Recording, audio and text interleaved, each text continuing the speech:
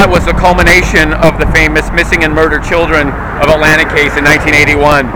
Between the summer of 1979 and the spring of 1981, over 29 African American children and a few adolescents and adults were missing. Many of their bodies ended up in the Chattahoochee River.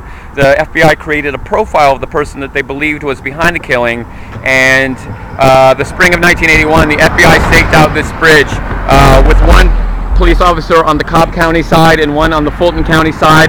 On the evening of May 21st, 1981, a white Plymouth station wagon pulled up on the bridge, and there was a loud splash in the river below.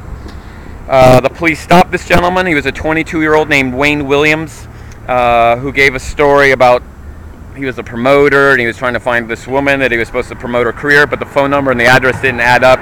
He was arrested and, based on forensic evidence, was convicted of 2 of the murders, especially since a few days after the splash, a body of a naked 9-year-old floated up downstream. The case was somewhat controversial because there was some conventional wisdom, especially in the black community, that the murders were being committed by a member or members of the Ku Klux Klan. This theory was given credence years later when an elder member of the Klan admitted to being behind the killings. Upon a lie detector test and then further forensic evidence, it looked like that wasn't the case. Williams, who's always maintained his innocence, his conviction was upheld, but we still only have conviction in 2 of those cases, so we may never know who was killing the children of Atlanta and dumping them in this river. As a high school student at the time, it created a huge amount of fear. We didn't know if it was all children that were being targeted, just black children. Children were disappearing from skating rinks and from shopping malls.